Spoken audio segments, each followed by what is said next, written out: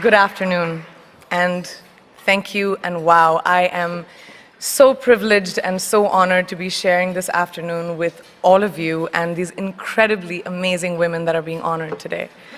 I'd like to extend my congratulations to each one of you, Octavia, Michelle, Kelly, Patty, and all 50 women that have been included in the Impact Report. Your achievements not just inspire me, but also so many others to work harder, to be better, and to make a dent wherever we can. So I'm very, very proud to be standing alongside of you.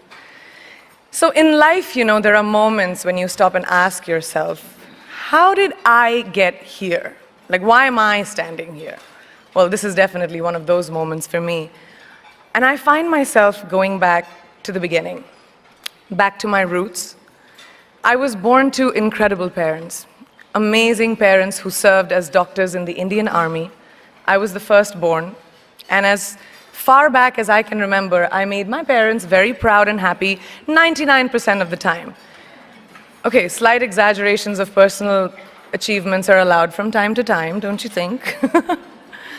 My brother was born a few years later, and even then, nothing changed for me. We were both given equal opportunities, and I want to emphasize this. I want to really emphasize this for you because I don't think a lot of people might understand that being equal might seem very normal. But where I come from, India, and a lot of developing countries around the world, more often than not, this is an exception. It's actually a privilege. My first experience of the glaring disparity between boys and girls came at a very, very young age. I grew up in a middle-class family with extremely philanthropic parents who constantly reminded me and my brother how lucky we were and how giving back to those who were less fortunate was not a choice, it was a way of life. Simple.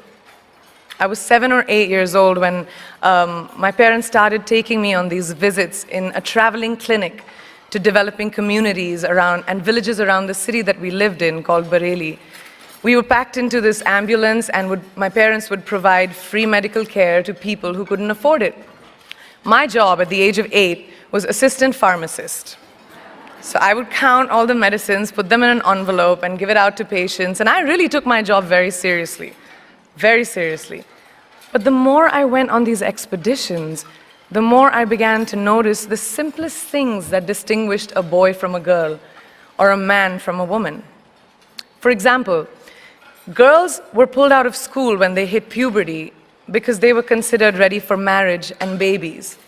That's 12 and 13, while boys still enjoyed their childhood.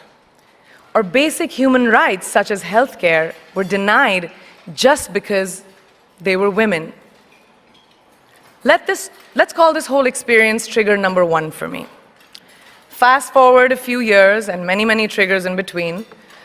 Like a producer-director, for example, early on in my career, I must have been about 18 or 19, telling me that if I didn't agree to the ridiculous terms or painfully low salary in his movie, that he would just replace me. Because girls are replaceable in the entertainment business. That was a memorable one. Made me decide to make myself irreplaceable. But I think what really moved the needle for me and ultimately led me to create the Priyanka Chopra Foundation for Health and Education, and around the same time partner with UNICEF, was an encounter with my housekeeper's daughter. About 12 years ago, I came home from set early one day, and she was sitting in my library reading a book. And she must have been 8 or 9 years old, and I knew she loved reading. So I asked her, I was like, it's a weekday, why aren't you in school? And she said, oh, I don't go to school anymore. So I went and asked her mother, and I said, why isn't she in school? And her mom said that her family couldn't afford to send her and her brothers to school, so they chose the boys. The reason, she would eventually get married, and it would be a waste of money. I was completely blown, and it shook me to my core. Eventually, I decided to cover the cost of her education so that she could continue to learn, because education is a basic human right.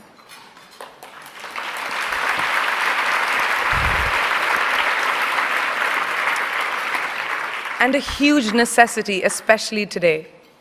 From that point on, I was determined to make a difference in as many children's lives as I could, in whatever big or small way that I could contribute. There's a really, really beautiful quote that I read recently, and I think it's absolutely appropriate to explain what I'm trying to say today. The hand that rocks the cradle, the procreator, the mother of tomorrow, a woman shapes the destiny of civilization. Such is the tragic irony of fate that a beautiful creation such as a girl child is today one of the gravest concerns facing humanity. Girls have the power to change the world. It is a fact, and yet today, girls are more likely than boys never to set foot in a classroom, despite of all the efforts and progress made over the last 2 decades.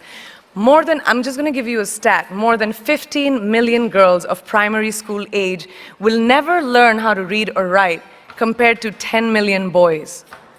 Primary school, it's the beginning of our future. Over the last 11 years, I have witnessed firsthand the incredible work that UNICEF does for children around the world, especially victims and survivors of child marriage, displacement, war, sexual violence. But there is still so much work to do. And for me, that is the fuel to my fire. The reason I'm so committed to this cause, and that is where my passion stems from, because I know that a girl's education not just empowers families, but communities and economies. A result of her education, we all do better. It's just as simple as that. As entertainers and influencers sitting in this room, I feel that it's our social responsibility to be a voice for the voiceless, which is why I applaud each and every woman in this room for being such a badass.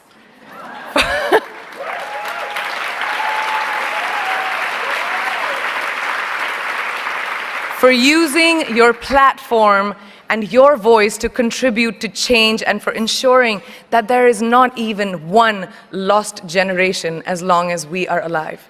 I'd like to thank Variety and all of you for encouraging me and all of us in this room to keep going and fighting on. Thank you so much.